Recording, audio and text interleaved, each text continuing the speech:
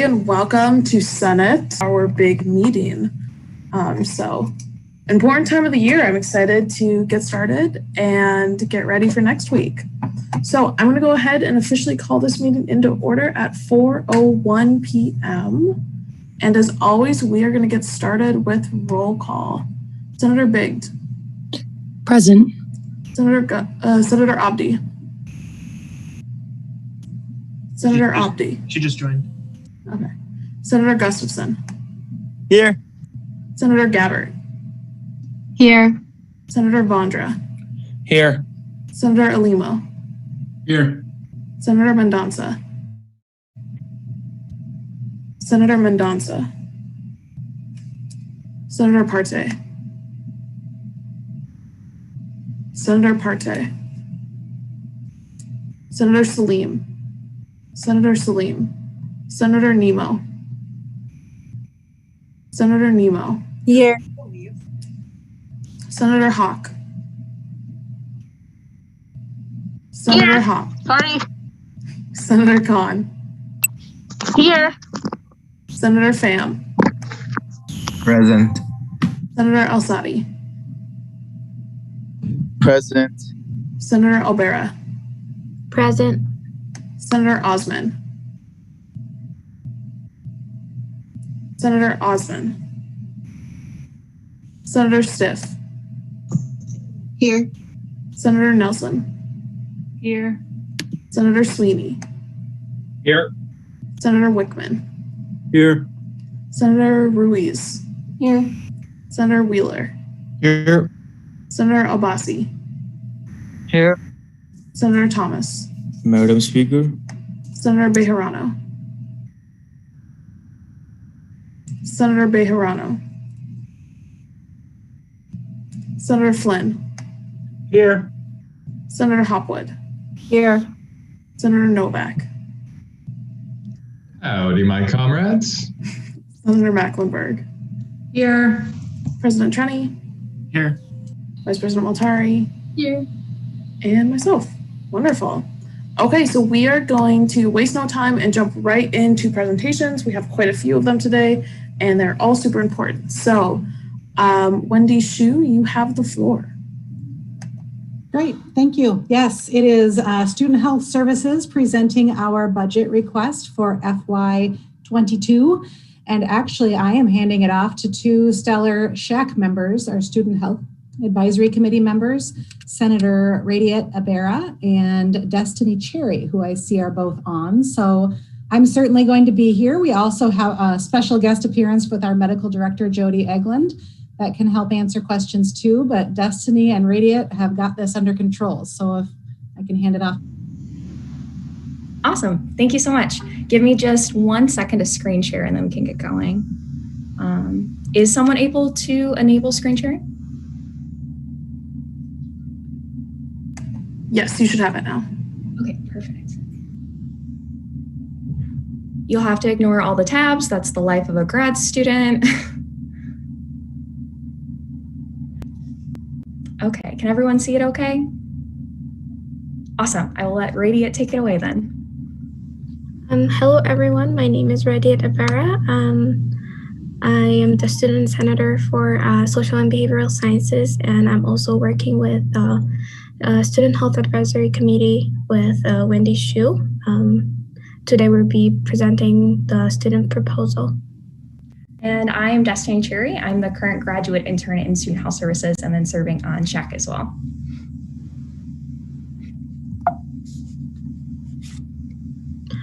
The Student Health Services here at MSU is accredited by the Accreditation Association for Ambulatory Healthcare.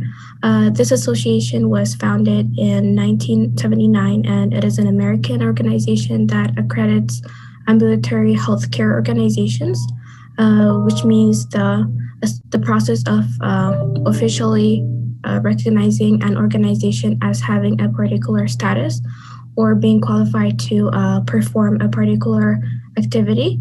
And the Student Health Services has been accredited since 2003, and most recently had a visit on September 2020, which was the first accreditation visit since COVID hit.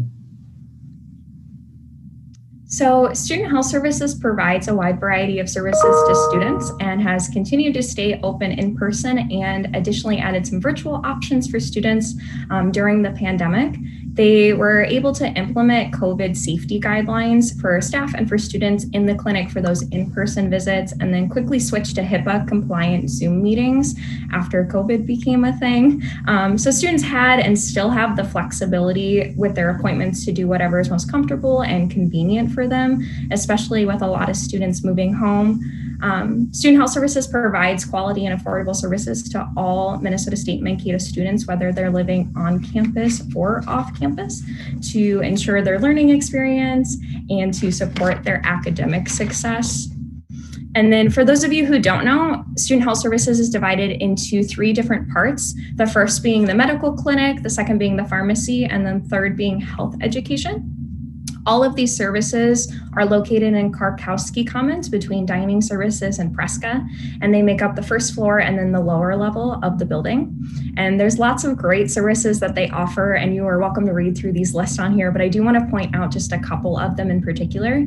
The first being the medical clinic. We have a full medical clinic in the basement of Karkowski. And you'll hear more about our wonderful medical staff here in just a minute, but we are able to fill prescriptions there, and we provide discounted over-the-counter supplies. And then we also have health education services, women's health visits, athletic physicals, and a whole bunch of other great stuff. And most recently, we even were able to work with a dietitian who's employed by Sodexo to have an office there. And then something that really hits home for me personally is that the clinic provides mental health care services. We have 2 psychiatric providers on campus, and the clinic has been lucky enough for the last 2 years to be a recipient of the Minnesota State Collaborative Partnership Grant, which is a $150,000 award relating to telehealth services. So that's been really exciting as well. And like I said, the location of Student Health Services is in Karkowski Commons. It's connected to the majority of the residence halls and then next to the University Dining Center, although there is a plan to demolish this space within the next 10 years and potentially move Student Health Services to like a freestanding building and continue to provide awesome services. We're really lucky to have this just because many of the Minnesota State schools do not have a pharmacy or they don't have healthcare services at all on campus. So it's awesome to have this and then also have continued campus support, especially since COVID and us having to put in an upper clinic for students with COVID symptoms and for COVID testing. Over here, we're looking at our medical providers. We have 3 physicians and nurse practitioners, all family practice, but with different specialties.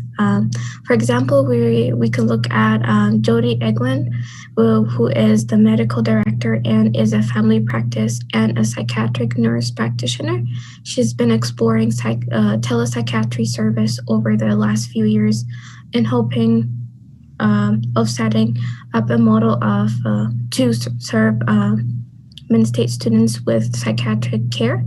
And it's also important to note that salary accounts for 75% of the overall Student Health Services budget, but pays for highly qualified medical providers. And here are our Student Health Services staff. This is Wendy Shu, the Director of Student Health Services, Holly Ellison, the Campus Dietitian, Lori Marty, the Health Educator, and Natalie Stute, the Healthy Maverick Project Coordinator, and Antonia Yanzer, the Alcohol Drug Sanction Educator and Coordinator. Okay, so here are some of the utilization numbers over the past few years. You can see the decrease in services this past fiscal year as a result of COVID. So those are the numbers on the right side.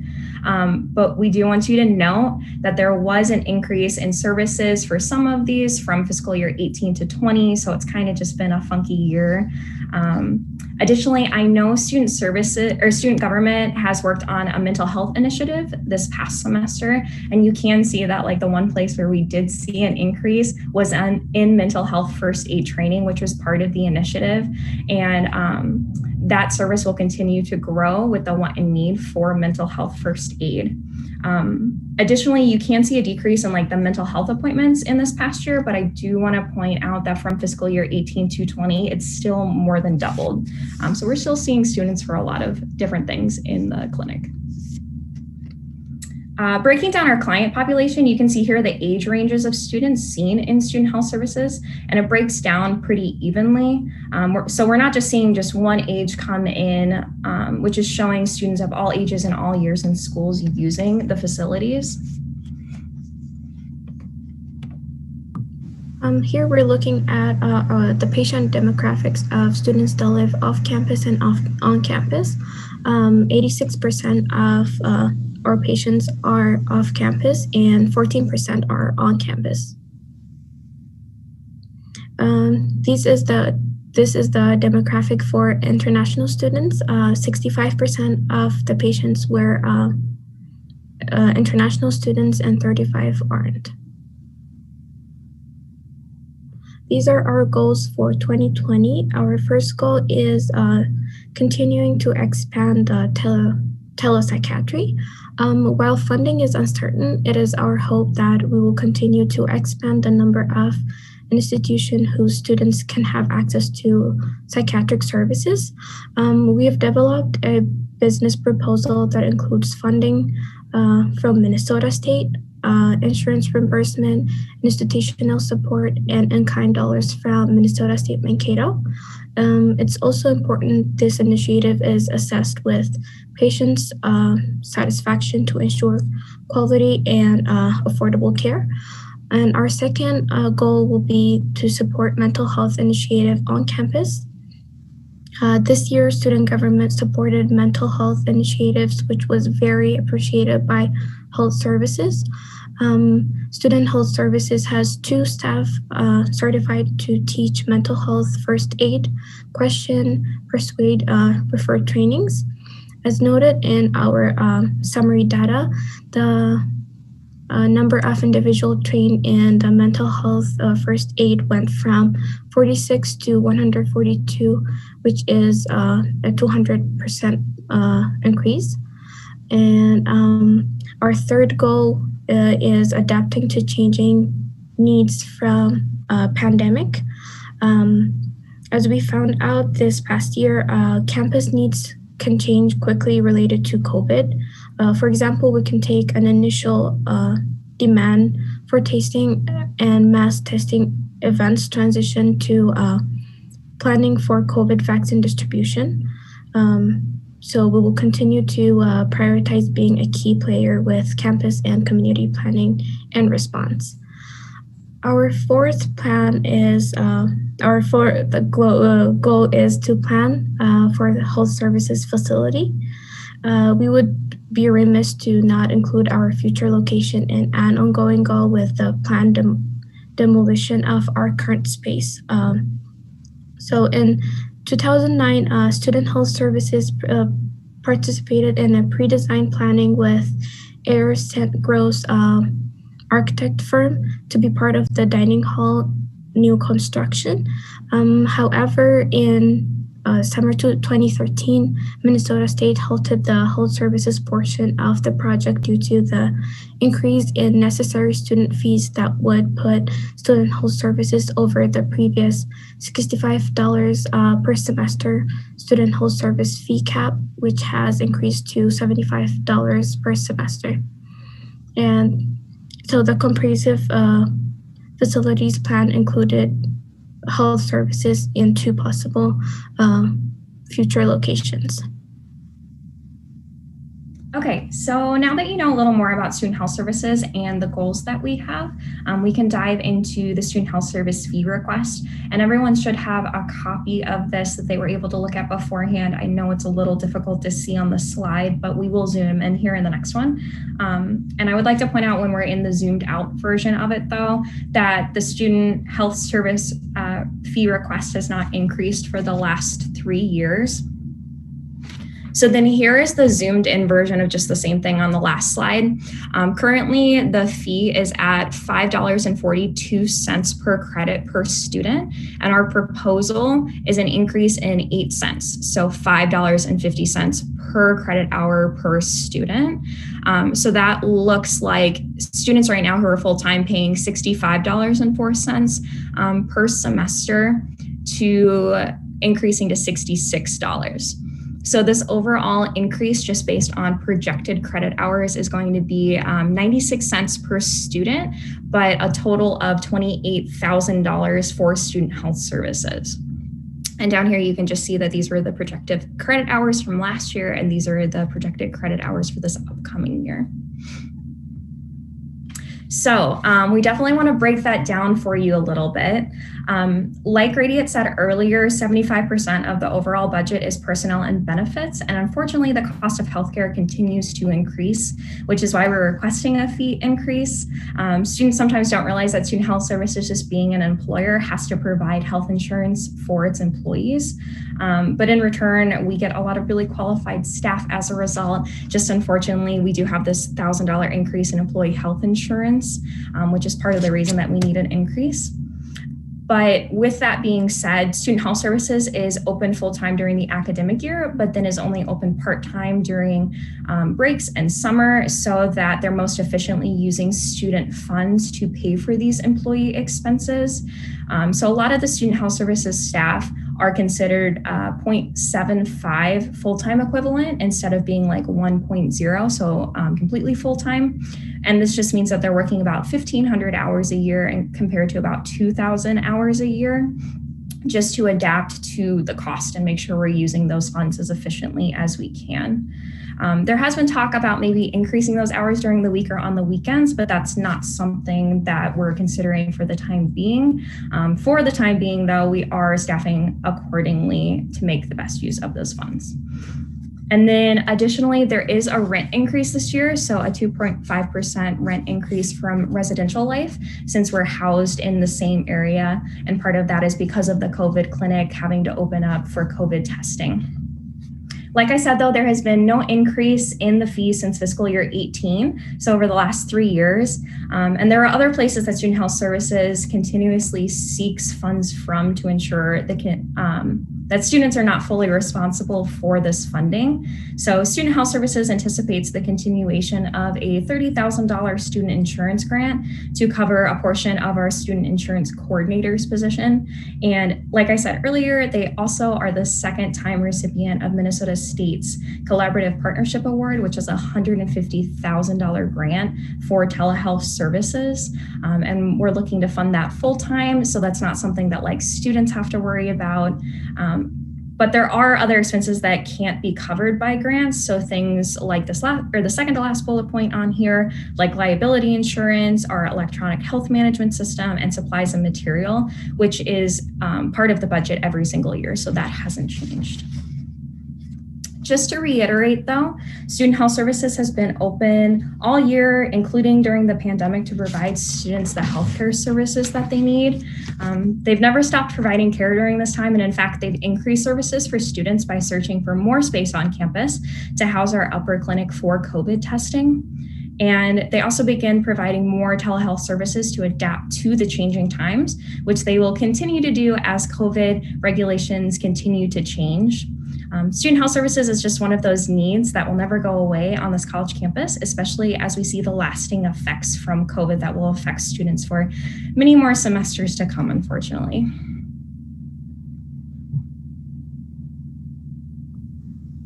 These are the patient feedback that you guys can look at, we're happy to answer questions about our presentation, or Wendy is here to answer any questions specifically regarding health services. Thank you. Thank you. I'm now going to go ahead and open the floor up for questions, starting with President Trenny. Yes, thank you so much for your presentation. Does Student Health Services have a reserve account at all? I'm going to go ahead and stop sharing just so we can see everyone a little better. They do have a reserve account that there are some funds in, but those funds are hopefully going to go toward the construction of that new building at some point. Can I ask a follow-up, Madam Speaker? Yep. Do you know how much is in that account? Just because we get that sometimes, that information? Sure. If Wendy knows off the top of her head, she is welcome to say something. Otherwise, I can get up the budget one more time because it was on there.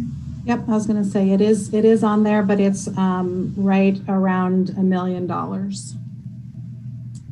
And one of the things, President Trenny and others with that reserve is always, the projected credit hours. If they're lower than projected, it's never our process to come back to student government and say, oops, we're short on funds this year. Can we get some more? We would just take that out of our reserve. Senator Hawk. With like the COVID, as we all know, there's a new COVID testing there on campus in the Karkoski Commons. But after COVID, do you think you plan to still have that, or so that the rent's going to be going down by 2.5% at that point? I would be happy to take that one. Yeah, so that's a great question and one that we have spent some time thinking about. We go through regular strategic planning sessions with our staff to figure out where we want to go in the next 5 years. And this one sort of stumbled upon us quickly, and we adapted quickly. And so it is something we want to think about if that upper clinic could continue to have a purpose, possibly for COVID vaccine, looking at kind of the next issues coming up. The rent increase of 2.5% is our overall space. So that's about 10,000 square feet with the medical clinic, laboratory, pharmacy, health education services. And then we were able to add about 400 square feet on top of that with the upper clinic, so that we'll always have an increase because costs go up as long as we have a landlord, as long as we're renting space. Thank you. Senator Novak. Yeah, so mine is kind of related to the COVID vaccines, which you kind of mentioned. Have you received any communication about possibly being able to get and administer COVID vaccines via student health services, or no? Yep, absolutely we have. So we work weekly, daily, depending on the day, with Blue Earth County Public Health, and then we have a South Central Healthcare Coalition. Today at noon, we had a meeting on vaccine allocation that really looks at how many Johnson & Johnson, Moderna, Pfizer are coming into the state. Where are those going? Pharmacies, hospitals, clinics, county health. And then looking at really our parent organization is advocating for that Johnson & Johnson because it's a one shot, which would be so much easier with our population being mobile. And so we have talked about plans for how that could look. Whether that would be a sort of a collaborative effort, or whether it would be, looking at groups of students who become eligible, or waiting until the general population is eligible to get the vaccine. So definitely, we're hopeful that that's the way it plays out. Right now, we're working with those organizations. And we've had groups like nursing students, athletic training students, those groups that have fallen within phase 1A. Who have already been eligible and received their vaccines. So, thank you. Senator Mendonça. This is just a follow-up question to what you just mentioned about the vaccines and interest in the Johnson & Johnson vaccine. Out of curiosity, is there a consideration on students' choice on what vaccine they want? I know there's, I have heard people say that they have preference over one vaccine over the other just based on information on its effectivity. So is there any consideration on that when looking at what vaccines to bring to our students? That is absolutely an individual's choice, and it would never be a mandated, that people, first of all, have to get the vaccine at all, or that they must get this type of vaccine. And different clinics and pharmacies often do have different brands. So I could certainly turn it over to Jody, but it might be a better offline discussion. We hear medical experts really say, get the vaccine that's presented to you. But yes, there is information out there talking about the differences between the different brands. Thank you. President Trenny. Circling back to the fee proposal, what will the result be on student health services if we didn't grant the increase this year, the 1.45%? So really looking at that 1.45%, it still is questionable whether that would cover our overall budget, kind of depending on numbers. We project, we hope that things are getting more back to normal in the fall, as Dr. Jones's wonderful op-ed last weekend encourages us that we'll see a little more regular routine. But there's a chance that it wouldn't. And what would happen then is we would have to get that funding out of our reserve. We certainly wouldn't want to start making cuts to services at this point. That would not be my preference. It doesn't seem to be the right strategic move. Wonderful. Are there any other questions? Senator Hawk. So just out of curiosity, so if you're going to be building up a new place for the student health services within the next 10 years, will there be like eye clinic and also dental clinic available over there for like international students? As we know, like some of our health insurances do not cover that. I love that you said we're going to be building within the next 10 years. Let's go with that plan. So we have an outstanding dental clinic on our campus already, and so that gets confusing to people already with the different physical locations. And I did want to point out one thing on the slides, just to make sure everybody noticed that pie graph, that it had said 65% of our patient demographics were not international, and 35% were international. So while our overall campus population hovers right around 10 to 15%, I believe, it's a little bit higher among our patient demographics. So I think one of the questions you're asking is how to continue to serve those international students. Yeah, I mean, that would be great. I don't know right now, like the health insurance plan is a complex thing to think like eye care in typical American health insurance plans is not part of that basic coverage, that it'll cover like a wellness exam and not eyeglasses maybe necessarily. So we do offer dental option as part of a plan that students can purchase, but it's not part of that basic health insurance plan. I don't know if I exactly answered your question, but. Thank you. No, that's perfectly fine. Thank you. Wonderful. Are there any other questions? Any other questions?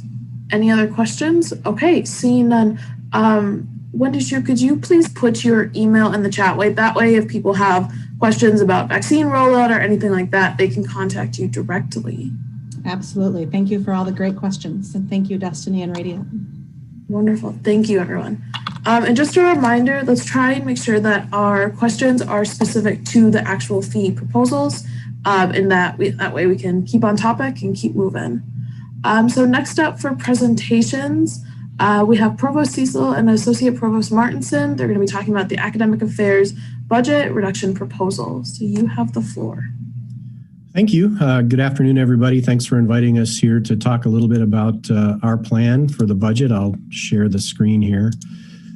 You see that okay?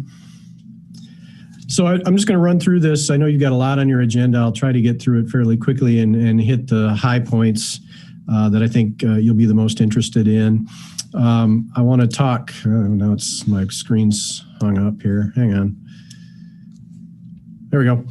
I want to talk first a little bit about kind of where we're going with this presentation. There will be some discussion of the target that we've had for budget cuts, the current cuts that we've already completed, the process we're going through, some general principles, and then the plan and what's next. So moving fairly quickly, as you know, there are still a lot of variables hanging out there as far as budgets go. We don't know what the tuition rate will be. We don't know what our enrollment will look like. We don't know what our state allocation. Oh, is there something wrong with the screen share here? I think it's better now. It's back now. It's back now. Okay. I don't know what's going on there.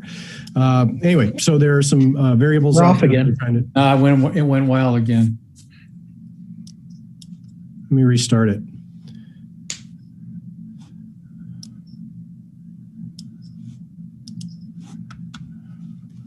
Hang in there, sorry. I don't know what's going on.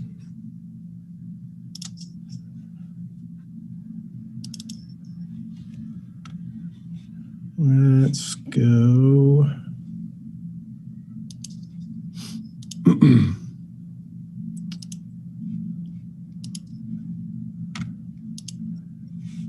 Okay.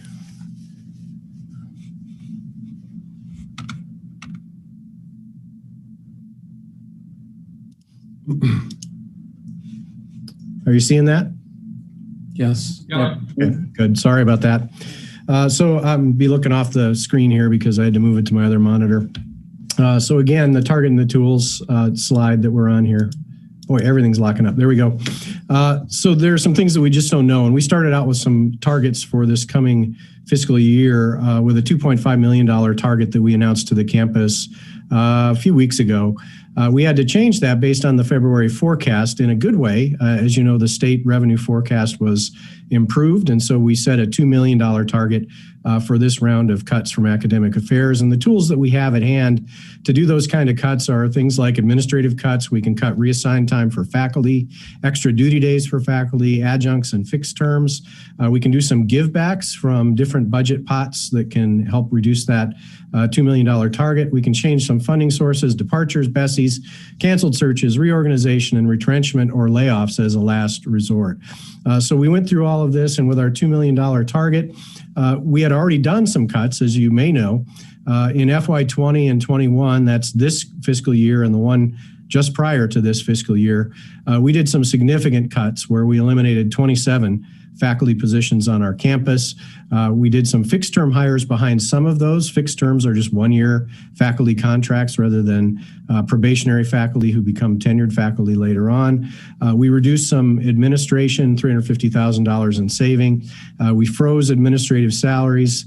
We made some investments at the same time in student support. For example, we added advisors on our campus. And then in classified positions, those are the AFSCME and MAPE and MMA bargaining units. We have essentially been flat or slightly up over that course of time. So we had already done a $2.8 million net budget reduction for the last 2 fiscal years. And we have another $2 million that we have to do now. So the process that we've been going through on this is both art and science. We've started by working with deans. We've worked through shared governance, including working with student government, where we've been presenting this here before, and we worked with Andrew and Arnavi all along. And then we've produced some dashboards for departments to see kind of where their data is. And then I think the most significant thing that Associate Provost Martinson and I have been doing is we've done about 50 listening meetings with more than 500 people, faculty, staff, and students since November. The result of that is what we think is a pretty broad long-term strategy, not a quick, easy fix, but something that we think addresses the issues that we have at hand. The draft plan that I'm going to share in just a second here, understand that the revisions to this will continue. The small group meetings will continue as well. We will hold some open forums coming up in the coming weeks, and we'll have a quote final plan in May, but it's in quotation marks because it's never really final. Budgets are moving targets. Things change every day that change our budget targets, and so we keep adjusting as we go. The headlines of this plan, I'll just jump to those quickly. There are no retrenchments. Retrenchments are the term under our faculty bargaining unit contract for laying off faculty. One of the concerns that we had is that we would have to lay off faculty as part of this reduction, and we've been able to be creative, I think, and come up with a plan that hits our target without any faculty layoffs. And the other headline, I think, is there is a significant reorganization of academic affairs that we're talking about in this, and I'll talk a little more about that in a second. So there are 3 general categories of reductions. I'm going to go through those quickly, starting with something we're calling sort of departures, canceled searches, and administrative cuts. We did cancel some searches. The thinking here is that better to cancel a search with an open position than have to lay off a faculty member who's already part of our faculty working with students on our campus. I think that's the right way to go. The reality is there is pain involved here. That is going to be difficult in some of those cases where we had to cancel searches, but we think it's the best of some bad options that we had to look at. We are looking at some departures that have been planned where people are just leaving for various reasons, and then we are able to cancel their positions and pull that money back as a cut. We We are doing separation incentives, or BESIs, where we encourage people through a financial payment to consider retirement earlier than perhaps they might have considered it. We've cut some duty days, some grad assistance, and then we are cutting an additional $150,000 from the administrative budgets on our campus in this. So you add that to the $350,000 we already cut from administration. We're doing about $5 million of total cuts over this couple of fiscal years, and about $500,000 of that will be from the administration of the university. So the running total here from this first category, it's about 37% of our total. We're at about $750,000 through that category. The next category is something that sounds like an accounting trick, but really it's just proper accounting in some cases.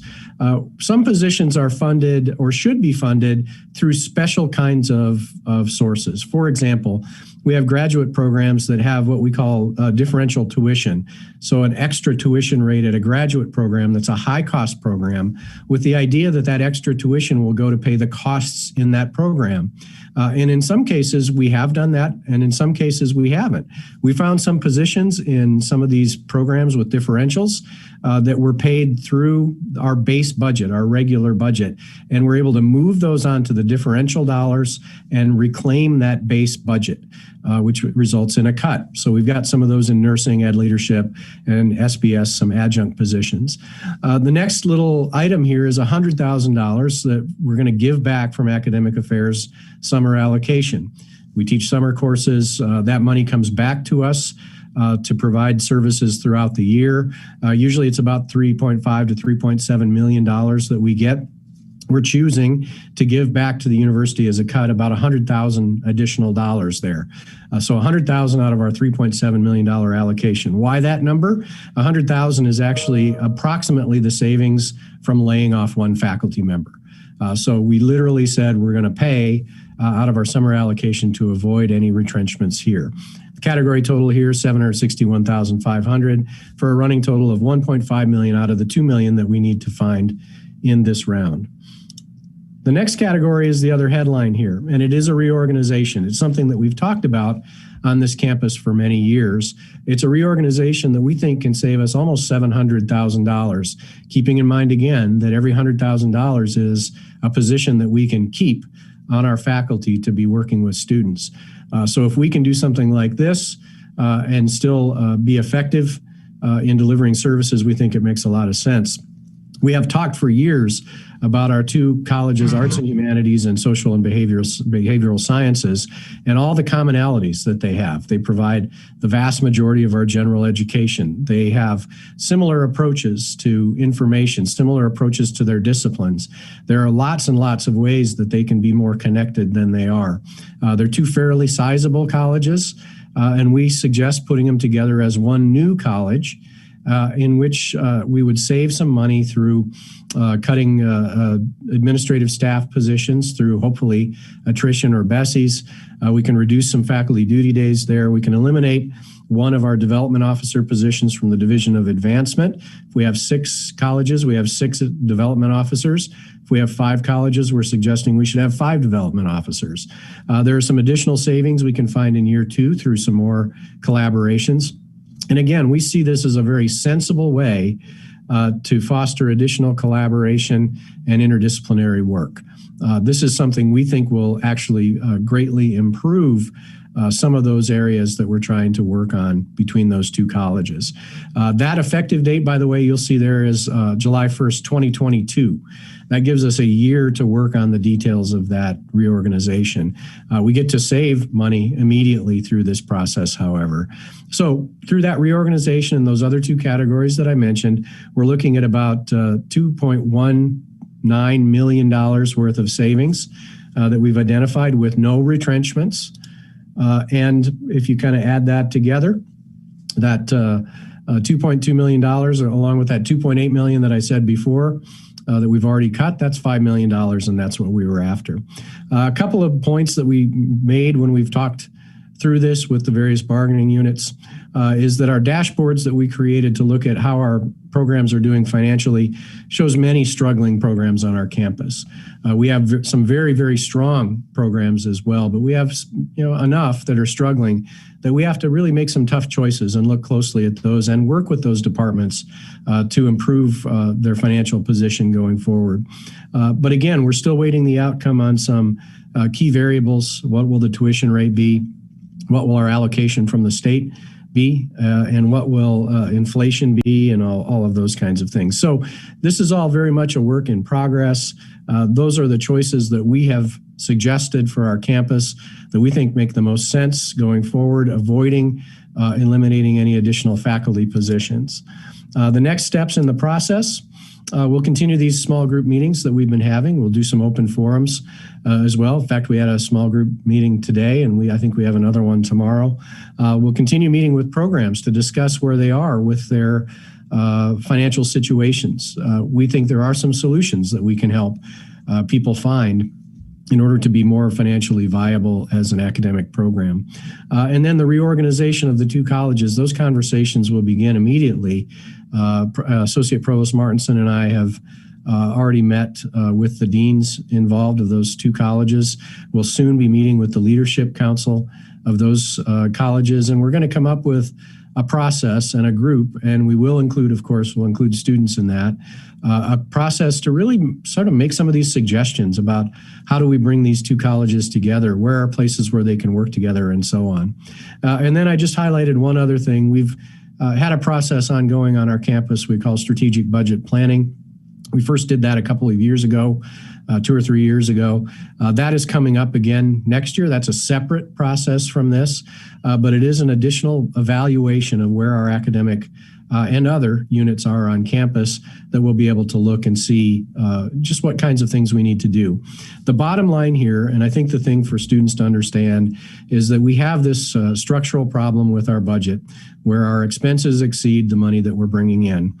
That's despite all the successes we've had, and there are a lot of good reasons for that that Vice President Straka can certainly help people understand. But the bottom line is we were able to create a plan here that we think does minimal damage to our academic programs, does not force us to lay off faculty, provides us with the opportunity to do this reorganization that we think makes a lot of sense for our campus going forward anyway, and sets us up as a campus with a balanced budget for our new president, Ed Inch, who, by the way, we just met with prior to this.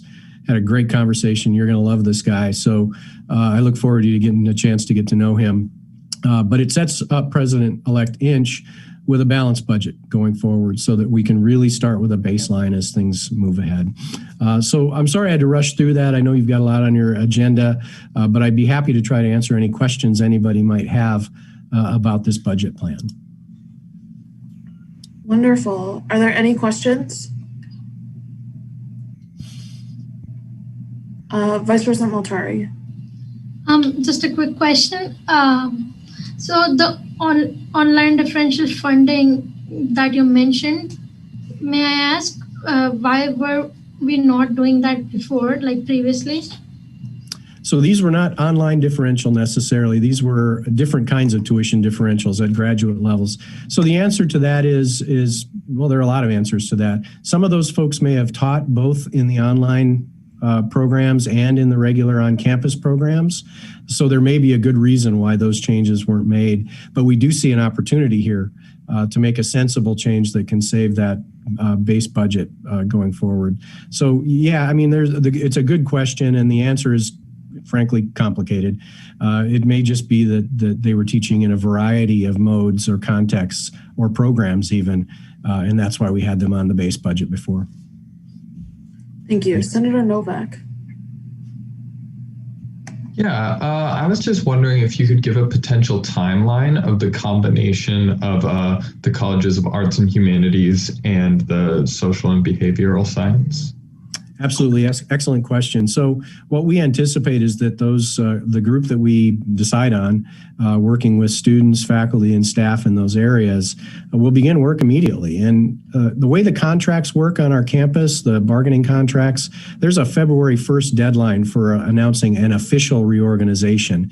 So if we want to do this on July 1st, 2022, we'd want to announce this and work with our bargaining units and our student government to have a clear plan to them well before February 1st about how we're moving forward, keeping in mind that we can combine these colleges and then continue the work of putting different academic programs together as we go. But we will have a plan. My anticipation would be, or I would anticipate a plan would have to be generated sometime around November of this year. To put us in a good position to get consultation from students and our other bargaining units before we move forward with an official announcement on February 1st of 2022. With an effective date, with an effective date of July 1st, 2022. Yep. Wonderful. Senator Gabbard.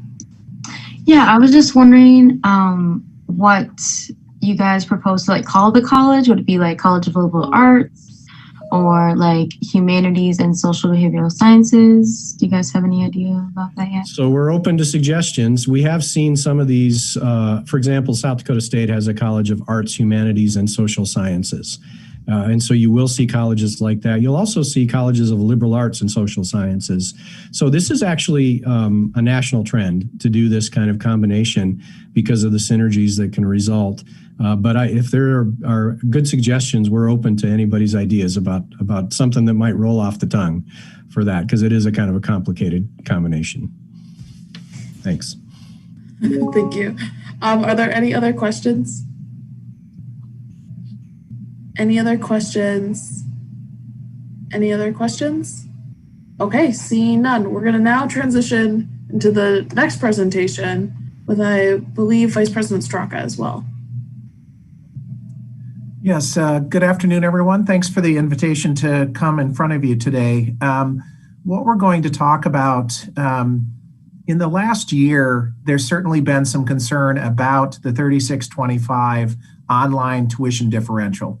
And I think coming into the pandemic, we've seen the blurring with so many of our courses offered remotely. It's been an item of contention in going into summer session, going into fall semester, coming into this spring, and looking at next year is which courses would be charged that online differential and which wouldn't. What we've moved forward from last summer through this spring is that we were only going to charge that online differential to courses that have historically been charged this. But as we move forward and we do return to more level of normalcy, I also believe that what we might see coming forward is that we're going to have classes with again, the predominance of students in the classroom, but still maybe offering that flex sync opportunity to meet other students who can't come to campus. And it's a way to have that mix. So the blurring as we move forward of what courses would be online traditionally and what wouldn't. So what we're considering is a proposal here is what would it cost? What would it take if we were to roll a small tuition increase and get rid of the online tuition differential for courses, for online courses? We generate just under $3 million out of our $100 million of tuition. We generate about $2.9 million is what I'm estimating this year in online differential. That's about a 2.9, but I'm saying here, if we looked at a 2.85% increase in tuition to generate about $2,850,000. Now, we'll still look forward at, as we said to President Trenny in a discussion we had with him, we'll still try to sharpen our pencils and see if we can get this down. But just as an initial value, we said, what if we rolled in and kind of broke even? A 2.85% increase would be $108.52, leading to a new base of $3,916. That would be about 2.99, just under 3 credits, about a 3 credit break even. Or another way to look at that is if you looked at currently the banded rate added in what the differential cost was for a 3-credit course, and then look at what we would propose in a band, and again, this would be, I think, at the high end, people who took 3 credits online would actually pay less than currently. And part of the deal we think is moving forward that this may make some sense for us is it is confusing for students. We understand that you go in to register for courses and all of a sudden there's another $108 charge that you weren't expecting. Or especially for incoming freshmen, when they're looking at what our tuition rates are and so forth. This would lead to very clear, transparent tuition rates. It would be flat rate per credit or a flat band. It wouldn't be any additional online differential rates. Current online differential rates, as I said, produce about 2.9. So the other thing you might want to look at here is what would the impact be, if on per credit rate, at the graduate per credit rate, a 2.85% increase would be about $12.50 a credit. So again, if someone had taken about 3 credits of grad work where they were charged the online differential, they'd pay about the same because it's the $36.25. And again, that's the undergraduate rate for people who are taking 1 through 11. On a graduate rate, it's about $8.49. So again, if you were taking even 2 credits, 3 credits, of course, and you're paying that differential, it's much cheaper to take that on a per credit basis. So one of the things we'd like you to consider as we move forward, and we understand that both Morehead State and Metro State are looking at doing this same process. Just as a matter of comparison, Morehead State is looking at a cost of about 8.5% increase to their undergraduate band in order to implement this role, and Metro's looking at about 11%. Part of that has to do with both the value of their per credit charge right now and the number of students who are taking and being charged those online credits. But we think for a pretty reasonable value here, we could roll this in. All students would pay the same tuition rates. We wouldn't see, again, the confusion of what courses are going to get paid or not. As we head into the future and we see the blurring, I think, and future use of FlexSync technology, we'd like you to consider what it would be. And again, we believe in the undergraduate students. Any student who takes 3 online credits or more would actually pay less under this proposal. I'll stand for any questions. Wonderful. Are there any questions? Any questions? President Trani. Yeah, Vice President Shonka, can you explain to our senators why online classes cost more, just for clarity? Certainly, when we started doing online courses, we have instructional designers who help do, again, when we started the process before anyone envisioned a pandemic and being, nearly 100% of our classes being somewhat online or remote. We have a set of courses. Again, we have a set of instructional designers, making sure that we can do the quality. $4.50 of this is actually a flow through from the Min State system that helps pay for Min Online. And that is kind of interesting because the Min Online charge also pays for all of D2L, even though it's paid for only through that online assessment.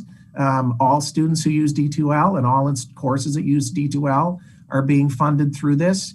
In addition, we've primarily looked at curriculum development as we were growing online prior to the pandemic.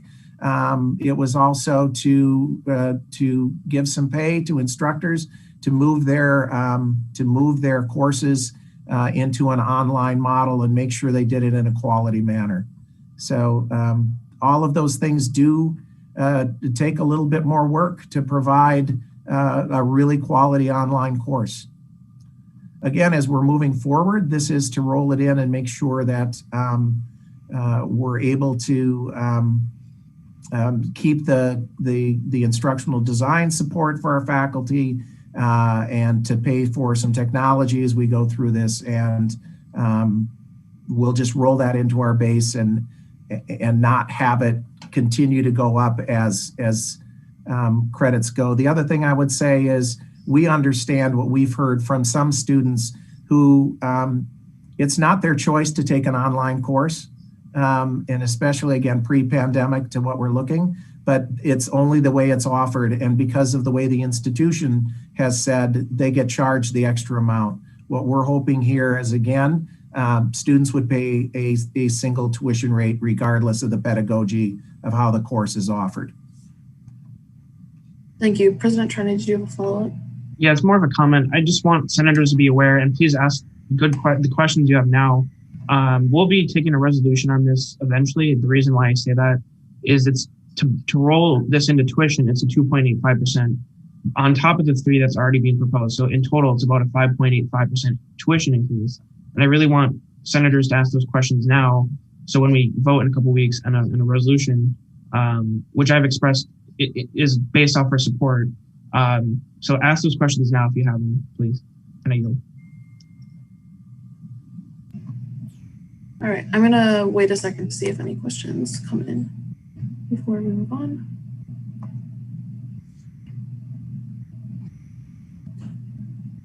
Are there any questions about the tuition increase, the change, or anything? Any questions? Any questions? Any questions? Okay, seeing none, we're going to go ahead and move on. Thank you for the opportunity to present to you today. And as we promised, President Trenny will go back and try to sharpen our pencils and see if we can get that 2.85 a little bit lower. Wonderful. Thank you. Thank you. So next we are going to move on to our next budget presentation about the intercollegiate athletics fee. Let's see, who do we have speaking for the intercollegiate? Myself, my name's Abby, as well as some of my fellow student athletes. Would you be able to make me a co-host so I could share my screen, please? I believe you are. I am? Okay, perfect. You have the floor.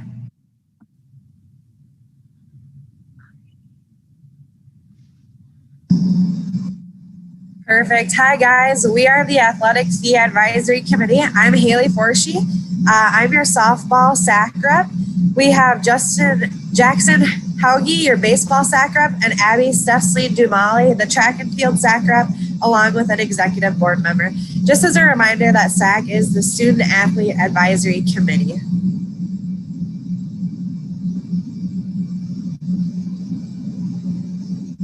So I know most of you probably received that Maverick Did You Know? So please feel free to reference that while we are presenting today. Maverick Athletics is all about building championships. We do this competitively on the playing field.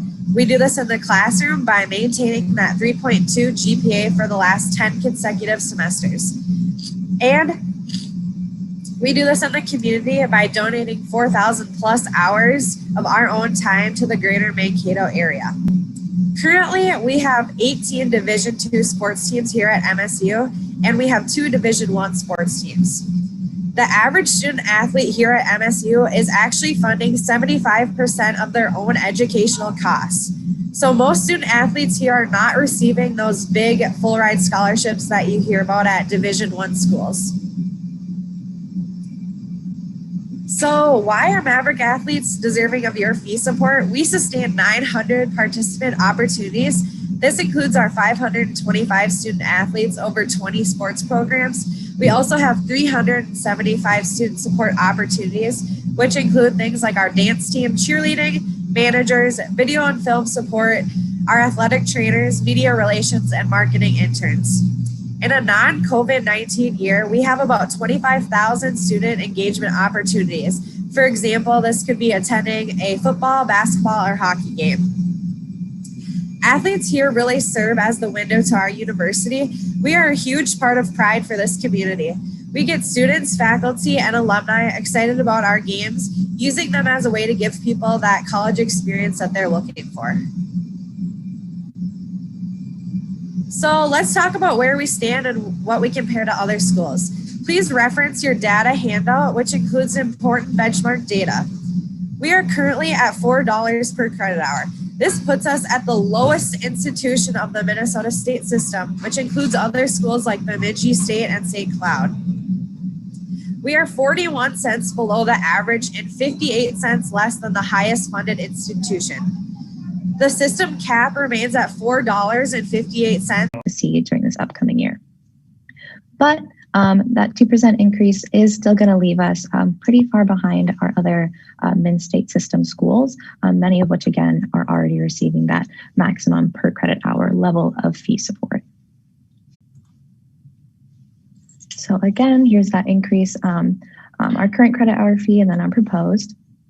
So despite these challenges, we really do think that maintaining a request of no more than 2% is the right thing to do in recognition again of our current budget environment and in deference to the budgetary and psychological impacts of the pandemic, which I know we are all so very familiar with. I know our athletics program has been quite successful with what we have, and we're really, really grateful for that. But we're just looking for that increase more or less to stay with inflation, that consumer price index. Alrighty, with our proposed 2%, we do have a phased plan of future increases. So in following years, we'll have to play a bit of catch up, and that's likely going to be dependent on us making requested increases of about 4 to 6% in that range. So we can look for some growth that's going to let us to not only keep in pace with those inflationary increases, but also make some progress against our other benchmark peer schools. Alrighty, and with that, that is our proposal. We just want to thank you, the student government, for being such a really great part of our success. I hope you realize without you and the student fee and what you've been able to do for us, we really would not be as a successful program as we are today. So again, thank you so much for that. And now we're able to open the floor for questions. We've got myself and my fellow student athletes, as well as our intercollegiate student athlete fee advisors here with us today. Wonderful, thank you. Are there any questions? President Trenny. I have a lot of them. I'll start one by one. My first question, and this is maybe to Director Beisman if he's here or someone else, does the 2% mean we have to go to a referendum? No, we do not have to go to a referendum with that 2%. If we went over the 2%, it would go to a referendum. That's why we wanted to stay at that 2%, so we didn't have to do that. President Trenny, you can keep going. I don't have anyone else on the list yet. And then so you guys talk a lot about losses due to COVID and stuff like that. Can you guys, did you guys get any of the stimulus money or relief money? This is Director Beisman.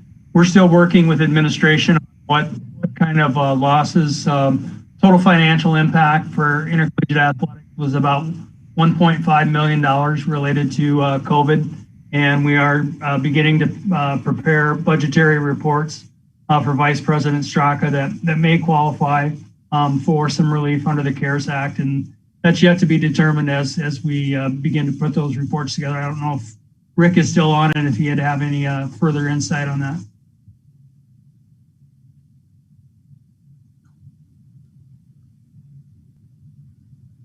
I don't see him. President Trenny, do you want to continue? Yeah. So the question I asked the last Student Health Services, and I'll ask every fee, is what will the impact be if you don't get or receive your fee increase this year? Well, I think that's a really good question. And you know, certainly something that we pride ourselves on is the quality of the experience. They talked about our branding slogan, building champions, and trying to personify that, you know, through competitive success and the success in the classroom and the community. So it's really, really important for us to continue to have a high quality experience. And I guess when you look at, you know, the budget situation that may be presented by a freeze or a reduction, at that point, I think you have to consider that experience. And certainly, you know, you can attack it from both sides. You can attack it from the expense reduction side or from the revenue generation side. And a couple of strategies that we've thought about but would like to hopefully put on the back burner in the hopes of fee support is we hope that we're not in a position where we have to reduce programs or opportunities to sustain the level of experience. I think when you look at it sort of from a bigger picture perspective, potentially the unintended consequences of cutting programs or reducing opportunities is the impact that it would have on enrollment. I think we've successfully partnered with administration in positioning athletics as an enrollment driver. As was mentioned in the presentation, our student athletes at the Division II level are generally funding 75 to 80% of their own educational costs at the institution. And if we're not able to offer that opportunity, they might seek it out elsewhere. So the unintended consequence of reducing programming and opportunities is driving enrollment from our campus, which then impacts everybody. So I think we would have to think very carefully about reducing programming or opportunities because of the unintended consequences and the impact that it might have on enrollment. From the revenue generation side, we, as was mentioned, are funding, self-funding about 75 to 80% of our budget. We think that we're working very hard to maximize private support, corporate support, and other revenue generation opportunities. We would have to look at potentially new revenue generation opportunities to, move the lever on that side of the equation. One thing that we'd really like to avoid is something that some of our peers that are, by the way, receiving the maximum credit per credit fee support at Bemidji and St. Cloud State is, for example, having to contemplate hockey season tickets for students. Right now, we're able to offer 1,100 admissions, and we'd like to keep it that way as part of an acknowledgement of the student fee support. Our peers at Bemidji and St. Cloud, looking at that as a very popular sport and an opportunity for revenue generation, have had to go the way of starting to charge for hockey season tickets for their students. We'd like to avoid that, but again, as we potentially have to react to a possible freeze or cut in student fees, we would have to be creative about looking at possible new ways of generating revenue. Thank you. Vice President Multari. President Trani asked my question. I'm good. Okay. President Trani, did you have a follow-up? No, I yield. No? Thank you. Okay. Are there any other questions? Any other questions? Any other questions? If not, seeing none, thank you everyone for coming in today. It was nice to hear from so many students, both from our student health services and from intercollegiate athletics. Thank you. Thank you again for the opportunity. Just real quickly, let you know your investment in intercollegiate athletics, a big weekend. Your investment in the support that you provide and the experience you provide. We had 20 All-Americans in the sports of wrestling and men's and women's track and field, including a national champion in the women's hammer throw. Our wrestling team finished 10th in the nation. Men's track and field team finished 21st in the nation. And our women's track and field finished as the second place team in the entire country over the weekend. So again, thank you for your support and the awesome opportunities you make possible for our student athletes. Thanks again. Wonderful, thank you. So at this point in the meeting, we have finished all of our presentations and we're gonna go ahead and move into open forum. Is there anyone here for open forum? Let's see, I have Martin J. Caruso. Hi everyone, just wanted to give you a quick Maverick Adventures update. So we just recently completed our submission period for the Behind the Lens Outdoor Photo Contest. We ended up with 48 photos being submitted, which is really great since we've never done this event before. Our judges are currently working on judging the photos, and we have opened up a voting system for a People's Choice winner. Sam is going to put the People's Choice link in the chat. So if you would like to go on and see the photos that were submitted and vote for your favorite photos, that would be awesome. That would help us choose a winner. In addition, our next Mankato Adventure Speaker Series event will be coming up on March 31st, and that's going to be with Laura Peterson. Laura is the executive director of the Living Earth Center here in Mankato. She is an alum of MSU. She got her master's in experiential ed from MSU, and she is going to be talking about her time leading safaris in sub-Saharan Africa. So that should be a really interesting talk. So I hope you guys will join us for that on March 31st at 7 p.m. So thank you so much. Thank you. Are there any questions? Any questions? Any questions? Any questions? If not, thank you. Next up, I have Vice President Jones. I'm trying to post a link here real quick. So play the theme in your head from Jeopardy, and I'll get it. Here we go. Boom. All right, so today is not only St. Patrick's Day, but it's going to be an important day in the history of Minnesota State University Mankato. Earlier today, the Board of Trustees confirmed the announcement of our new president-elect here, Dr. Edward Inch, who is coming to us as the Provost and Vice President for Academic Affairs at California State University East Bay, a highly diverse, student-centered, community-engaged university with more than 14,500 students and 850 faculty. You should have received an email earlier, and I hope you check your email. We know not everybody does, thus we wanted to share this as well. But we're just thrilled to have this new leader. Our cabinet had a little opportunity to connect with him this afternoon, and the enthusiasm that he has, as well as his pet Chihuahua have to come to Minnesota, are pretty awesome. So you're going to learn more about him as we get closer, and of course have an opportunity to celebrate the end of the tenure of our 12th president, President Davenport. But want to share that great news with you, and look at that link and you can see a message from our new president-elect. The other message I want to share with you is I hope you all had a safe and exciting spring break, returning back to classes, getting focused on the learning enterprise that we have going on here.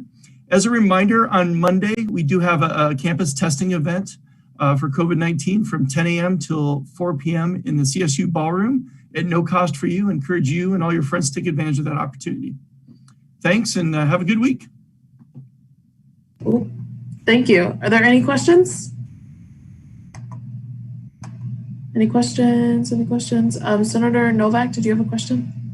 Yes, I did. I was wondering if you happen to have any information on when it would be possible, or if new President Inch has any intention of meeting with like the student body senate to potentially like get to meet him in here.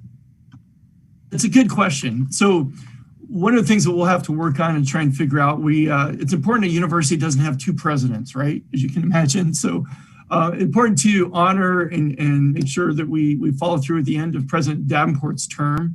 But to your point, we'll try and I'll raise that question with the president's office, see if there might be an opportunity. But we definitely want to make sure we're celebrating President Davenport appropriately and then welcoming President Inch as he arrives here. But Joey, I appreciate the question. Thank you. Any other questions? Okay, seeing none. Is there anybody else here for open forum? Anyone else here for open forum? No? Then we are going to go ahead and move on to the approval of the consent agenda. Is there any dissent to the approval of the consent agenda? Any dissent? Any dissent? Any dissent? Seeing no dissent, I assume unanimous consent, and the consent agenda is approved, meaning that we are now going to go ahead and move into officer reports, starting with President Trenny. Yes, I have quite a bit. The first thing, a lot of it, I'm going to refer back to my email I sent before spring break and then reminded everyone on Monday. One, I'm going to post a link when I'm done. Well, actually, I'll post it right now.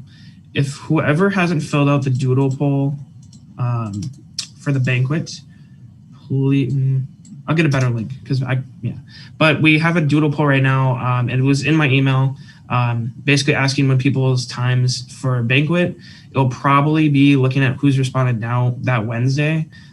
We don't have a Senate meeting that Wednesday. Well, if you get reelected, you do, but so that's a usual time we have it. So please refer to that when I put it in the chat and do it if you haven't. It'll be a great time. We'll be doing food. We'll have food. We'll give out awards to everybody. I think we'll also be doing some other stuff as well, and administrators will be invited as well. So it'll be a good time. It'll be in person in the ballroom with also a hybrid Zoom component for the award part of it. The other thing I wanted to remind Senate, we currently have our town halls set. We're having one tomorrow. They're in my all school email that we sent out on Monday.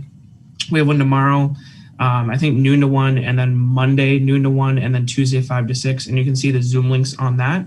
I hope to see most of you there because we're trying to hear from the student body on what their opinion is on the fees. You know, as much as we have our own opinion, we do represent our students here, and we want to hear what they think as well. Because if everyone in the university hates all our increases or whatever, that should adjust our advocacy efforts. So we should hear their input as well. We'll also be talking to the student body about the online differential proposal that was brought up, as well as other key critical things. And we'll be having Vice President Multari and I will be giving a presentation just on like key updates and stuff like that. So please encourage, they will count as office hours as well. Again, refer to that all school email for the Zoom links. The immigration event is happening tomorrow, 5 to 6 in the CSU ballroom, and I believe with the Zoom component for that part.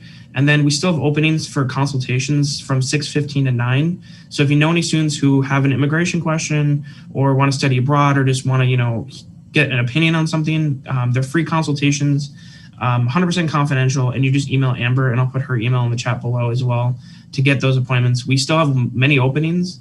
And those will be in person in the CSU 280 from 6:15 to 9.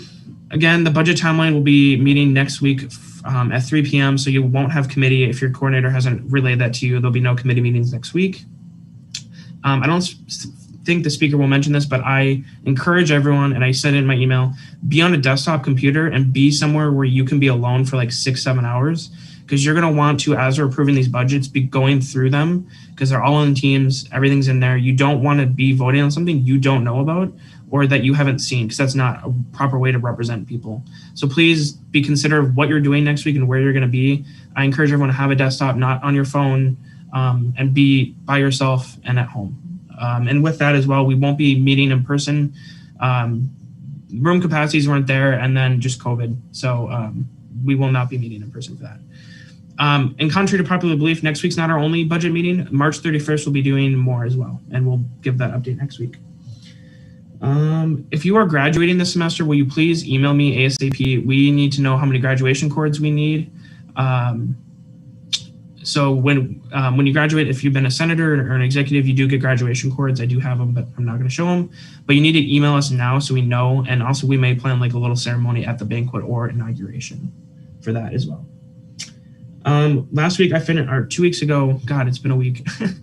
I linked it in my email as well on Monday. I did the consultation letter for the SURSA money, hoping to get that out right away to students, just because it's on a tight deadline already.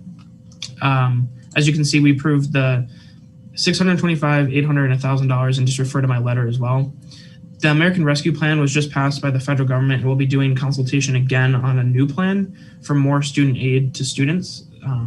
So that will be coming through student government and meet confer as well. Let's see. Oh, Senator of the Month. We forgot February. We all forgot February. So I'm not gonna do a drum roll, but it's gonna be, so our Senator of the Month for February, long time ago, is Senator Novak. The reason why, he just asked a lot of questions and he's really informed and really engaged in the process. And we just wanted to recognize that he's been doing a lot of good work on his projects. And so if you want to say anything, that's cool. I don't have anything prepared, but just thank you so much. That's super nice of y'all. Thank you. And so come tomorrow, not today, to get your trophy. So yeah. Oh, and then the last update I have before I take any questions, our inauguration for the next student government leaders. Well, one, the election is currently, the applications are open to run. So if you want to run next year, the applications are on Engage and the deadlines are coming up shortly. But then our inauguration, which everyone here is invited to, is April 22nd at 5 p.m. That's a Thursday. I know that's pretty weird. We couldn't get in the 21st in the ballroom, so we just moved it to the next day. That'll be in person. We'll have appetizers. We'll be hearing Probably we're going to invite President Downport to speak and administrators, and we'll be giving incoming and outgoing speeches. And if you do win and you do run again, we do encourage you to go because we do need to swear you in. So for that, that's my last update. I'll take any questions. Are there any questions for President Trenny? Any questions? Any questions? Any questions? Okay, seeing none, thank you. Vice President Multari. Hello, everyone. For my updates, I just have a few things. We're starting a meditation space work group. So as some of you might have known, some of you might know that previous President Anisa Omar started something for meditation space, and President Trenny was working with her for that.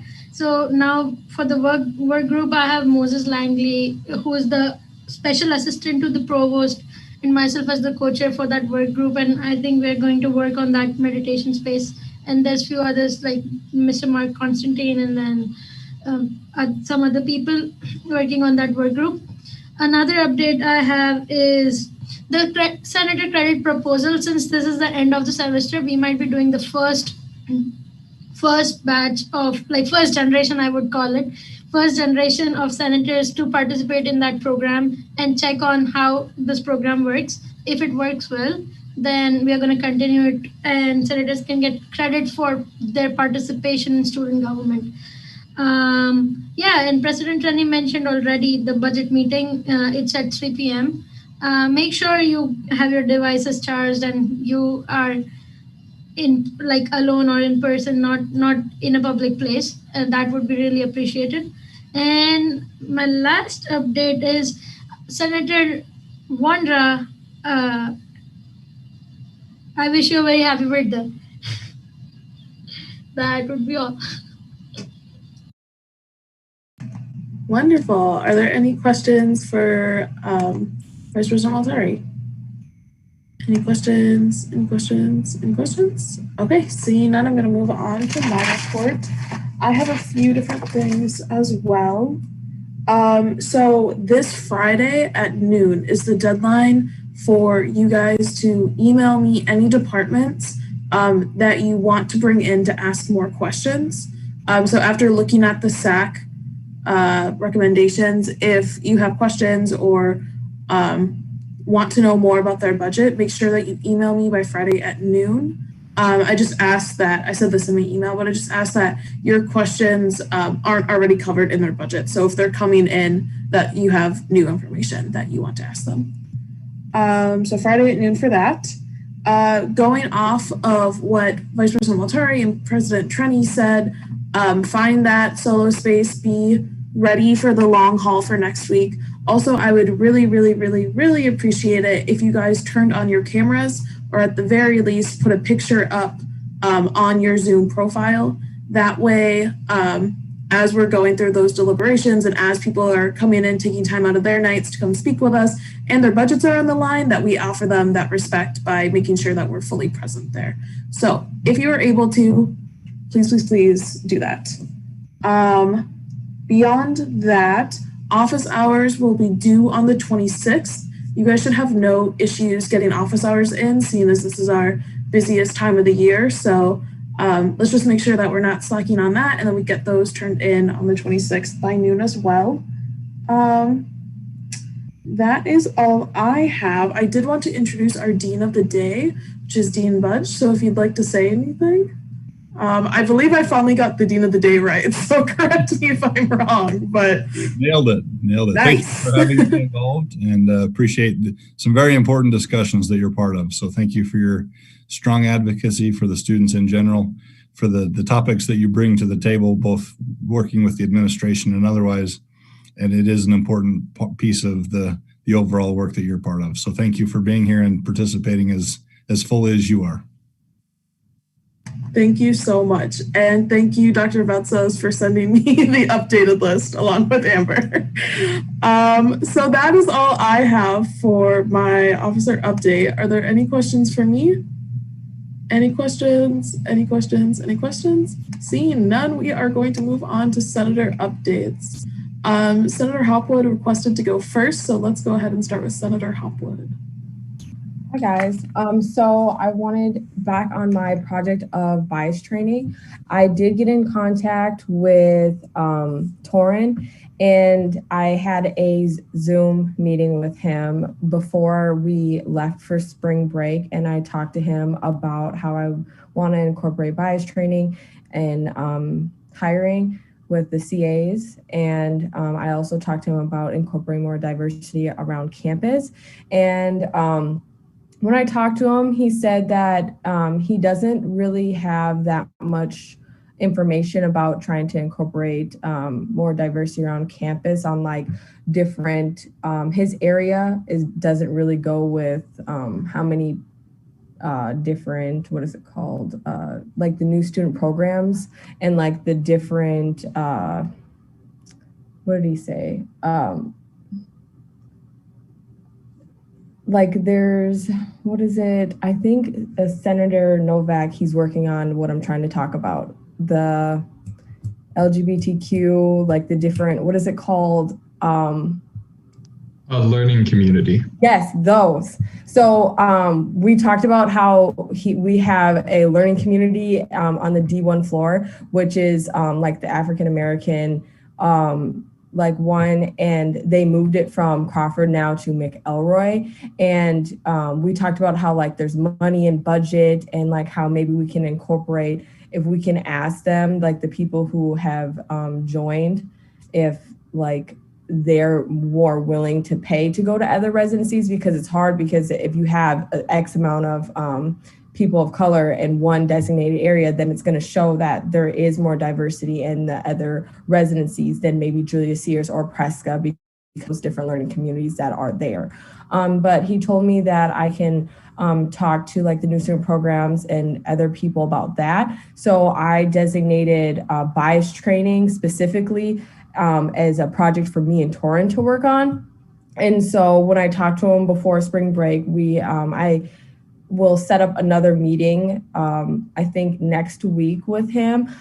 We both are doing our own research on what type of bias training we can incorporate. We also talked about how right now they already have incorporated like having the same questions when interviewing, and having multiple people do it. So just to make sure that there's one outlier being like, oh, this is a bad candidate, but everybody else is saying it's good. That's another way to incorporate of like bias training. And then we talked about how we can test what our bias training will look like, either if it's a PowerPoint or if we just present a speech, me and Torin, or another way that we can do bias training based off of the information that we get from our sources that we use after we have a meeting. But he said that we can test it on the students that will be getting interviewed for the desk. They didn't do desk interviews before, but they're doing them this year to hire new desk staff for this coming year, including the returning desk staff, which would be like me as a CA or anybody else that is a desk staff right now. And so we can incorporate our bias training and like anything that we need to tweak based off like the way that we do it the first time for the upcoming like CAs or the upcoming new hall directors that need to get hired, and the people that will be interviewing them. So I feel like we have like a really good start, and what is it called? The new people that will be interviewing for the desk, that's going to be happening in April. So the next meeting I have with him are going to be our ideas coming together. So we're going to have that done pretty quickly. And then after the desk training interviews that we, kind of trial our bias training with, is going to be like another meeting for our like final, like, I guess, bias training, like, PowerPoint or whatever we try to do, so that the upcoming we can continuously incorporate the bias training that we made up together, so that we can incorporate, good hiring practices amongst all.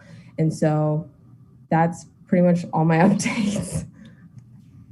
Wonderful. Thank you so much. Are there any questions? Any questions? Any questions? Any questions? Okay, seeing no questions. There's no questions for you, Senator Hopwood, but I did see some information in the chat of people offering some feedback that might be helpful for your projects. So perfect, thank you. Okay, next we're gonna go ahead and move on to Senator Mendonça. Can you guys hear me? No, your mic is cutting out. Let's try this again.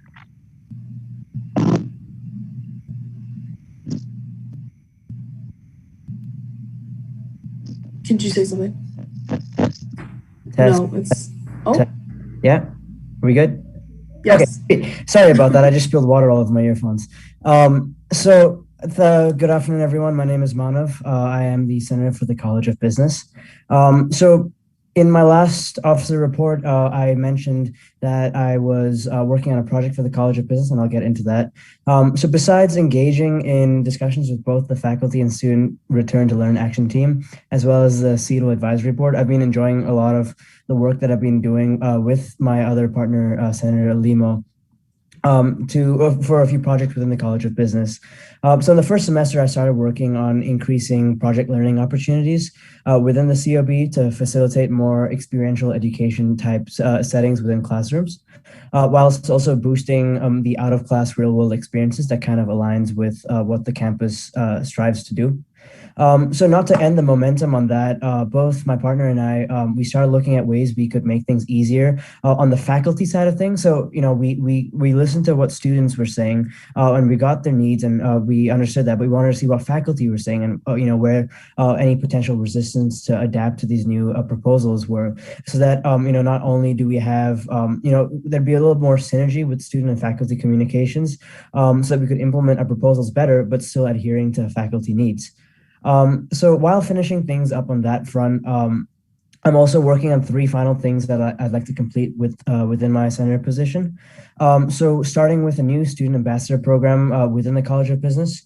And the job description is still being developed, and it's going to be completely self-sustaining and student-led with the backing of the Dean of the College of Business. So she'll be advising that team. But essentially, it'll be run by the students for the students to kind of create more opportunities for students, if that makes sense. And you'll hear more about that in my second senator report. But I'm extremely excited to see where that can go. And I think that will truly represent the students of the College of Business a bit better. It'll create figurehead positions for College of Business students that are top scoring or not necessarily top scoring, but individuals that really like to go above and beyond to kind of change things around the college and make things better. And then additionally, David and myself were originally tasked with developing a new strategic plan for the College of Business to adapt and change with kind of the education styles that are changing these days. So David and I will be working on that quite closely in the next couple of months. And then finally, a new project that I'm still kind of figuring out what to do logistically, but essentially what it would do is create job opportunities for students, more so focused on international students. And it kind of aligns with the project that I worked on last semester to create project-based learning opportunities. So stay tuned on that in my next officer report. But I will be sending out emails to get student interest in this to kind of work on this as a team. Thank you, everyone. And with that, I yield to any questions. Wonderful. Are there any questions? Any questions? Any questions? Any questions? Okay, seeing none, we're going to go ahead and move on to Senator Ruiz.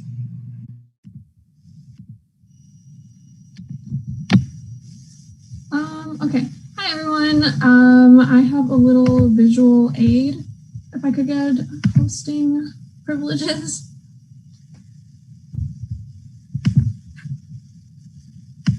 Okay, you should have it now.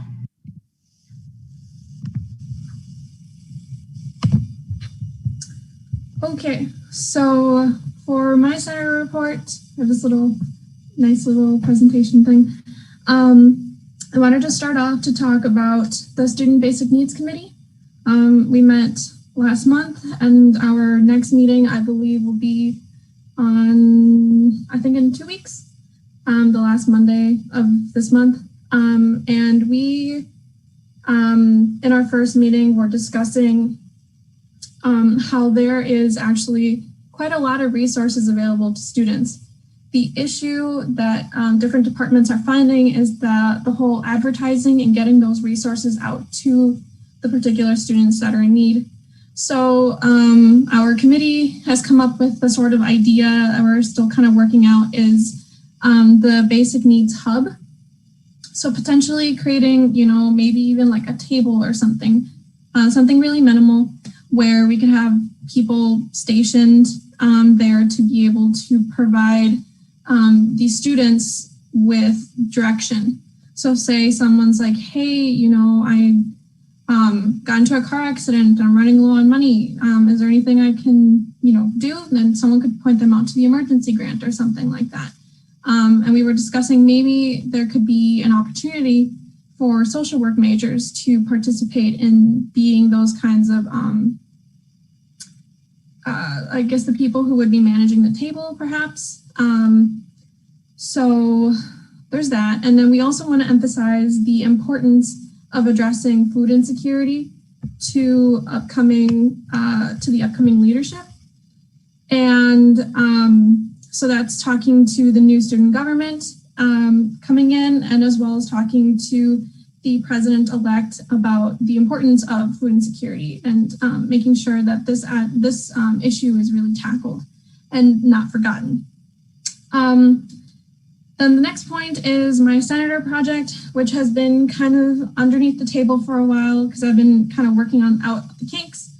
It is a survey that I have designed focusing on trying to collect data in hopes of finding some more information about potential discrimination of international student workers while they're working on campus. And I know this is an issue that I'm not particularly affected by, which is why I thought it would be perfect for me because I want to help this community that could potentially be facing this very serious issue, which not only affects their work life, also affects the ability for them to be great students, friends, and members of our community. And we launched that I think a few weeks ago, and we're still working on getting responses. So I will share the link when I'm done so that if anyone is interested in sharing, you may do so. The next point I have is I am also serving on the search committee for the Latinx Affairs Director. And I'm super proud to be a part of this because as a Latina student, I have been I've gone through quite a few directors, and I know firsthand what it's like to form a connection with one, and then unfortunately that connection having been lost due to them finding, a potential better employment.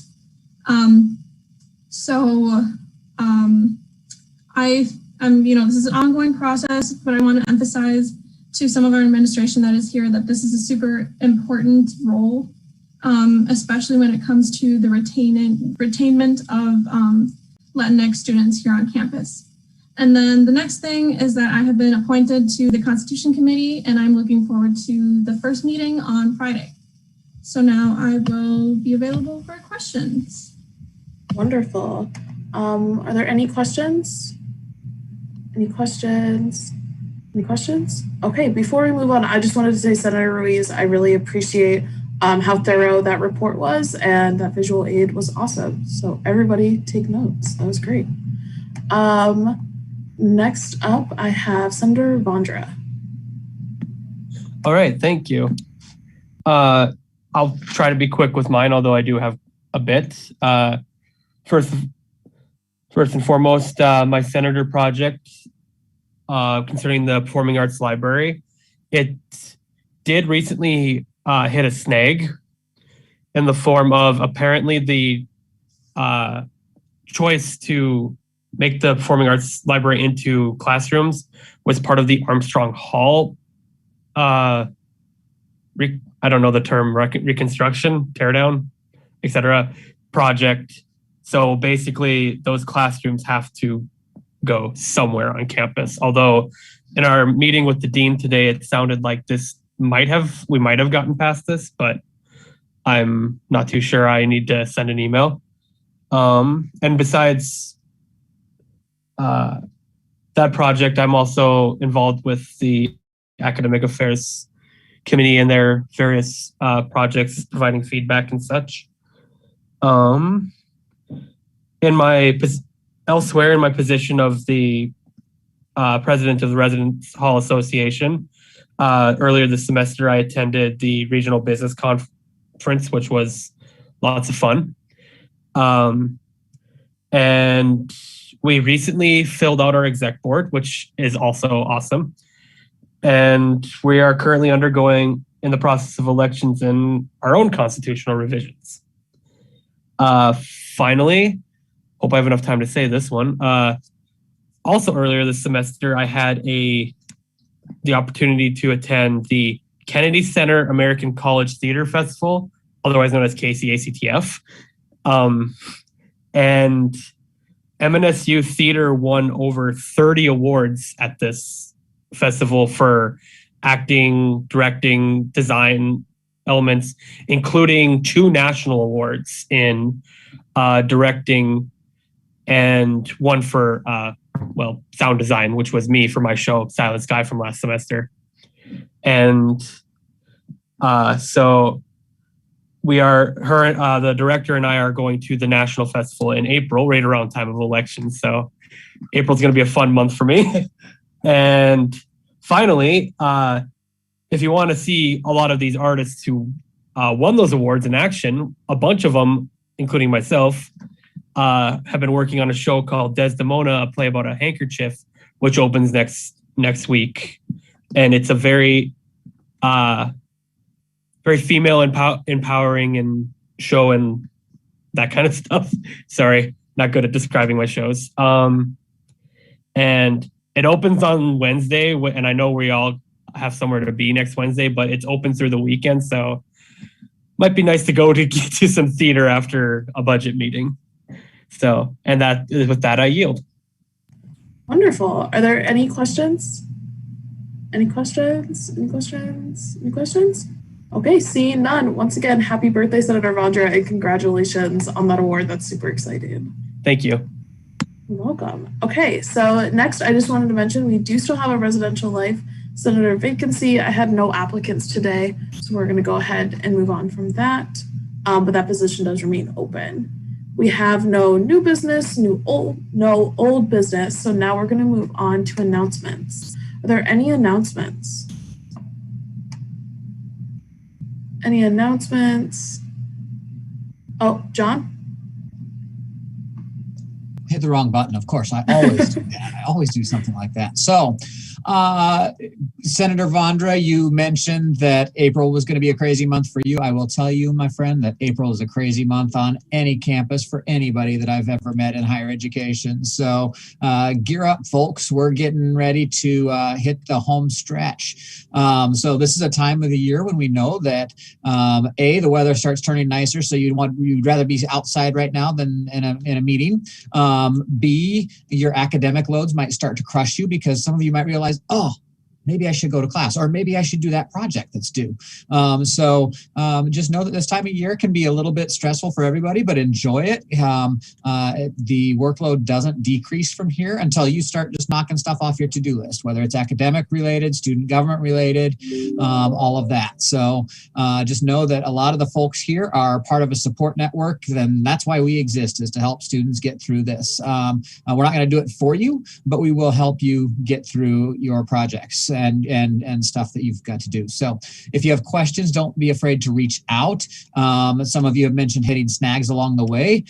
Don't let that be an excuse for not getting something done necessarily, but let's try to find out how we can get past those snags or those obstacles that have gotten in your way. So there are people here who can help with that. So and kind of my role is to help serve as one of those people who is an initial contact to help reach out and point you in that right direction. So don't be afraid to find me and ask me those questions as you get stuff done. Now looking at the rest of your semester, you have an election that is taking place now in less than a month. We are officially less than a month out from your student government election. The filing deadline for folks who are interested in serving as your next student body president and vice president is in less than 2 weeks now. So coming up on, I'm looking at my calendar, March 29th is the filing deadline for candidates for the office of student body president and vice president, and the following Monday for anybody wishing to run for a Senate seat or committee or board position that's elected. So keep in mind those deadlines. Chief Election Commissioner Walford is not here right now, but he would be your main go-to if there are questions about that kind of stuff. All of the materials that anybody needs are on the election page of student government website or on Engage. They can be found there. So please make sure people know about that. So there will be an official campaign kickoff very soon as well. So lots of stuff going on. Next week is your longest meeting of the year. Okay, so President Trenny will be showing you again how to access the budget files if you have forgotten how to do that. As I've told you before and told you since before we started this process, your biggest responsibility for next week's meeting is to be informed and to be prepared. Okay, there's no excuse for you to come to next week's meeting not prepared to have intelligent conversations about the budget that you're going to be looking at. So this is one of your biggest responsibilities as a student government. So just remember to be sure and study up on that. There are departments who you wish to have come and speak before the Senate, those need to be shared with Amber and or Speakers Versal or both of them by Friday morning. Is that right? At noon, yep. At noon. So Friday at noon, you've got until to give folks notice if there are specific fee-funded areas that you wish to have actually show up at the meeting. Otherwise, if they were recommended for what they requested, there's a pretty good chance they won't show up. So please keep that in mind. You've got till noon Friday to do that. Don't be afraid to look at their budget requests and reach out to them and ask them questions about their budgets.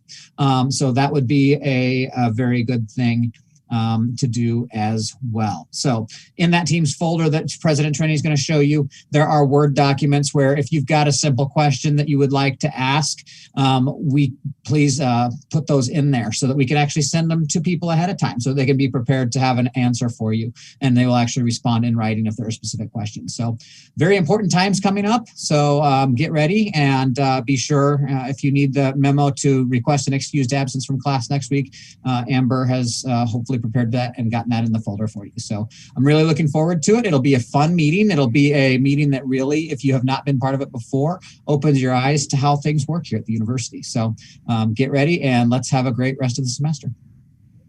Wonderful. Thank you. Next up, I have Mr. Constantine. I don't like to be called Mr. It's Mark here. Come on. We have too many marks. That's true. I just wanted to give a quick shout out on behalf of the CSU and student activities to all of you on the screen. The senators, nice to have you back from break. Some of you may have not traveled anywhere, but it's good to get us back and rolling. I did want to reinforce something that Dr. Jones mentioned. I think it's important for you to think about this. If you've traveled or friends of yours have traveled, we have that event next week on Monday. And I think it's very important for our community, for the greater Mankato community and the counties around us to make sure students get tested if they've been traveling. So please help us be good ambassadors in that regard overall. John stole a little of my thunder, but I just wanted to say one more thing that, academics is the main reason why you're here to get your degree.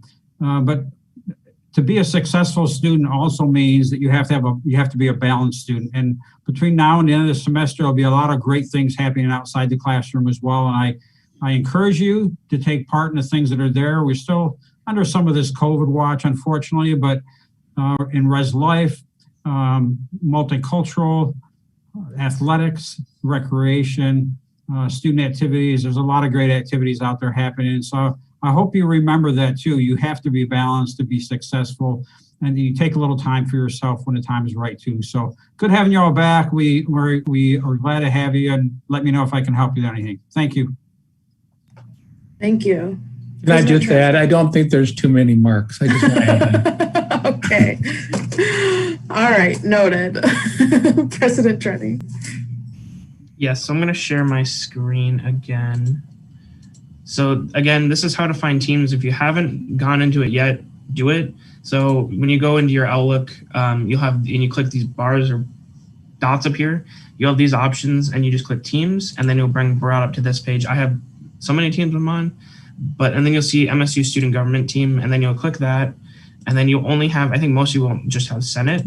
You'll go to files up here, and then what John was mentioning for all the fee documents, they'll be in this folder, the student fee process documents. And when you click in this folder, you will see pre-hearing resources, which again has how to read a budget, how to look, comparisons. You even have like the SAC guidelines in here. So you have kind of resources in there to know how to do it.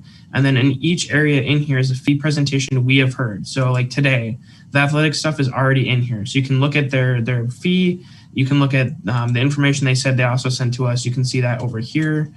So again, just give it a good look through before. We'll be doing athletics and student activity fees next Wednesday. And then the following week, so 2 weeks later, we'll be doing CSU, health services, and technology. And so each area has their stuff in here. You can see the timeline in here, and then the fees we don't vote on, you can also see their presentations in here. And then what John and Speakers First were mentioning is if you do have a question for an area, these are their documents to put them in. So for example, if I had a question about like athletics, you put it in this document. I believe, for example, I think we already have some in the staff. I put some in here.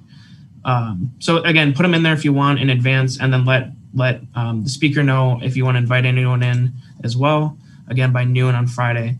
And with the SAF one as well, by the way, before I go deeper, the SAC guidelines are at the bottom. So if you have a question related to how student activity fees, like the rules are for that kind of stuff, that's in there.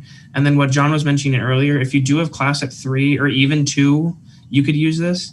This is a memo to your faculty with Dr. Jones as well copied on it. And then all of she didn't put the names on here.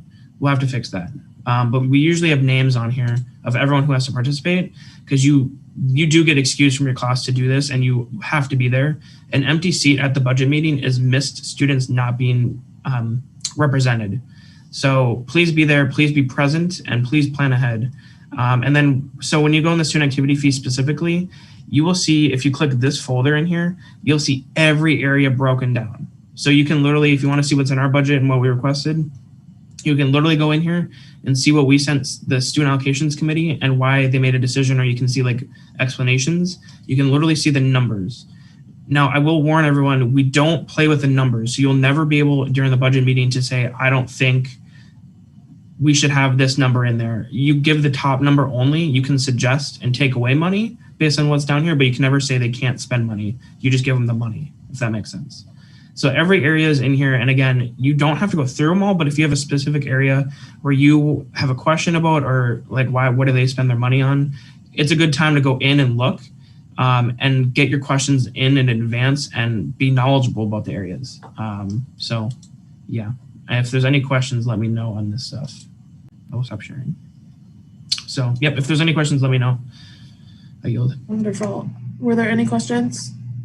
Any questions? Any questions? Okay, seeing none. I did want to add on, also make sure that you're at that meeting on time. So please join like 5 minutes early next week. So that way we can start right at 3 and get started right away, because we've had an issue with people trickling in. So make sure that you are a little bit early next week. With that, is there any other announcements?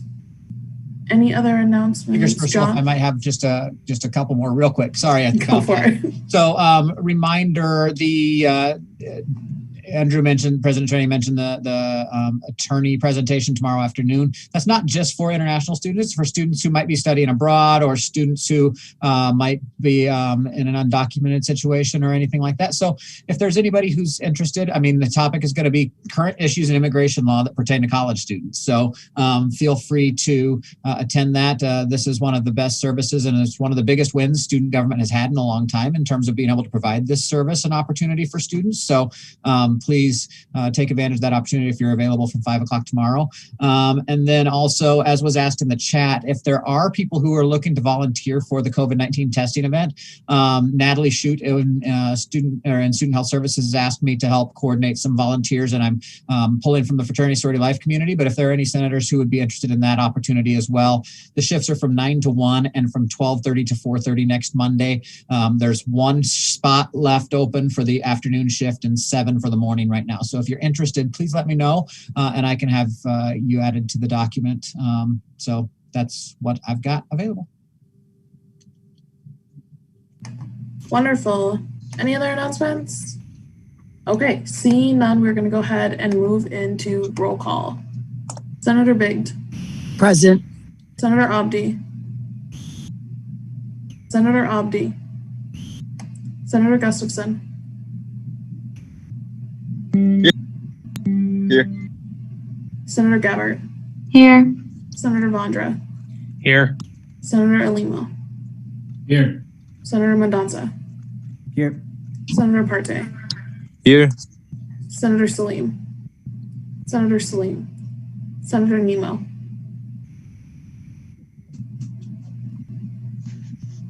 Senator Nemo. Here. Senator Hawk. Here. Senator Khan. Here. Senator Pham. Present. Senator Al-Sadi. Present. Senator Albera. Present. Senator Osman. Here. Senator Stiff. Here. Senator Nelson. Here. Senator Sweeney. Here. Senator Wickman. Here. Senator Ruiz.